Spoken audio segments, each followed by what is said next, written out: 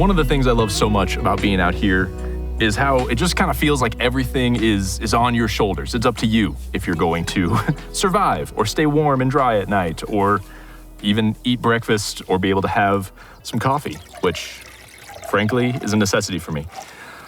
But like something simple like this, it's up to me to remember to bring the stove, to find and filter water that I can use, to have stuff on me so that I can eat.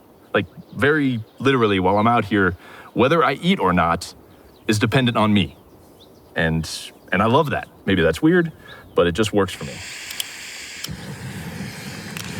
And now when it comes to our faith, all right, the same kind of thing is true. Because when you're a kid, it's easy to basically be kind of spoon-fed Jesus, so to speak. Like your parents bring you to church, maybe they read you a Bible story at night. And listen, all those things are incredible. I do that for my kids. But at some point, junior high student, you have to choose to feed yourself. Like you have to choose whether this Jesus thing is actually what you believe, who you want to follow, or if it's just something that your parents handed down to you. And listen, that is great stuff. I do the same thing for my kids. But at some point, junior high student, you have to decide, is Jesus really your thing? Like, do you believe in him? Do you follow him? Is it your faith, or is it just kind of the faith your parents handed down to you? And listen, I'm not saying that's an easy decision. It's not even usually a one-time decision. It's kind of a lifelong journey of discovering Jesus and getting to know him better.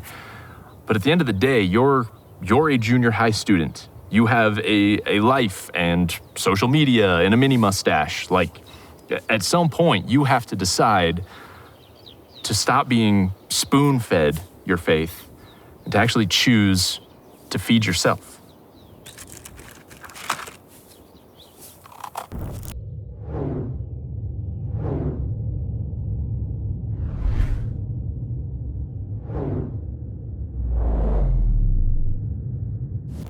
You know, throughout my life, I've had some really great coaches who've really helped me get better in a lot of different areas. But I remember specifically when I was playing baseball, one of my coaches was so good at making a team better.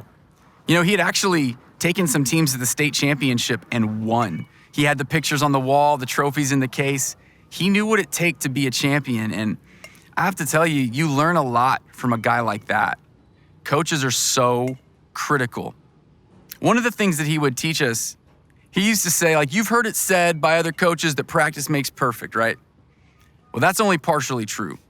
The truth is, perfect practice makes perfect. And that stuck with me to this day. You know, he wasn't saying that we had to be perfect. He was just saying that when you're practicing, practice the way that you know it needs to be done. If you're in the batting cage and you're missing the ball consistently, you're just under it maybe. Man, what do you need to do to make the adjustment? Make the adjustment at practice. That way in a game, you're ready and you're prepared. You practice the way you want to play. So perfect practice makes perfect. Your game would be elevated. That stuck with me to this very day. But here was the reality. When I went home after practice, my coach wasn't there anymore. So if I wanted to improve, it was on me. And that's kind of how life is too. You're gonna have coaches, you're gonna have people in your life who are pushing you and making you better. Maybe even people who have been to the very highest level that you wanna go to, and they're able to help you know how to get there. But at some point, they're not gonna be there, and you have to have the motivation from within yourself that you wanna make yourself better. So I'd go home after practice without my coach there, and I would work a little extra on the things that he coached me on. Maybe it was a little better stance in the box. Maybe it was a way that I was not quite fielding my position properly or throwing the ball right. I always was trying to make myself better. He helped me to a certain point, and then it was on me. And the truth is, in life, if you want to keep growing, if you want to keep taking steps forward in anything, you have to do it for yourself at some point. A coach can only take you so far. In the Bible, there was a coach named Paul. He had been coaching this group of people, and he was looking back on that experience and kind of telling them that they were doing a great job in some areas, but they really needed to keep taking steps in other areas. That ever since he left, he knew that they needed a little more coaching because they weren't quite doing it right by themselves. And in chapter 3, he makes this reference to when he was with them, when he was with this group of people, this team, if you want to look at it like that. He says, when I was with you, I was giving you milk like you were a baby. He was feeding this baby, right? Because you weren't ready for meat. Because when you get a little older, you start to eat meat. He goes, and guess what? You're still not ready for it in a lot of areas. You know, the difference between eating milk as your whole diet like a baby and eating meat like a bigger person is that milk has to be fed to you, but meat, you're gonna feed yourself. Are you ready to start feeding yourself? Because if you want to take steps forward in your faith or in any other circumstance of life, what you're gonna have to do is you're gonna have to learn to have the motivation to do what it takes to keep taking steps forward without someone standing over you telling you what to do, like a coach or a parent or a teacher or a mentor or someone else. You have to do it for yourself. It's a big part of moving forward in life.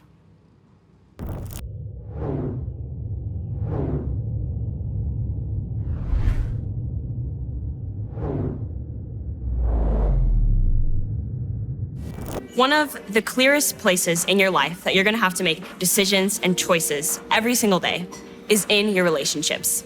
You're gonna have to choose in your relationships how you're treating other people. When people are gossiping, are you gonna decide to sit there and gossip? Or are you gonna decide to stand up for someone that's not there to stand up for themselves? Are you gonna decide to be a person that's looking for opportunities to serve others? Or are you really only gonna focus on you and yourself? Are you going to decide to, if someone hurts you or offends you, are you gonna plot on how to get back at them, how to avenge yourself? Or are you gonna decide to forgive someone, show them grace, and show them what Christ has already showed you? There's a verse in 1 John that speaks exactly to what I'm talking about. 1 John 4:12 says, "No one has ever seen God, but if we love one another, God lives in us, and his love is made complete in us."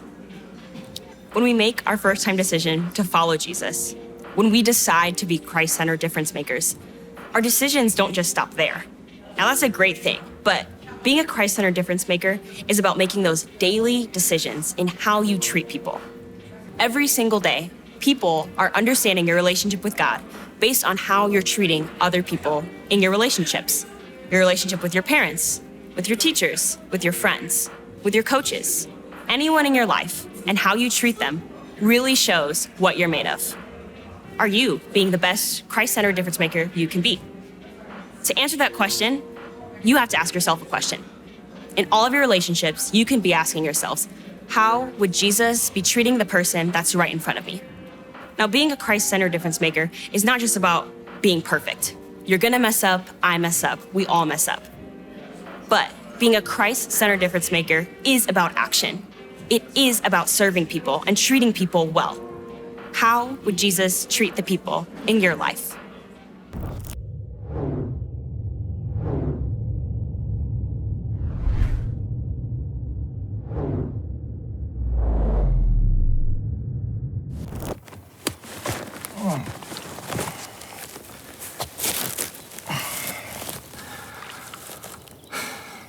Students, I know we've talked a lot about what you believe and feeding yourself. And I've been out here this whole time talking about what it takes me to survive alone and all that stuff. And I don't want you to get the wrong idea.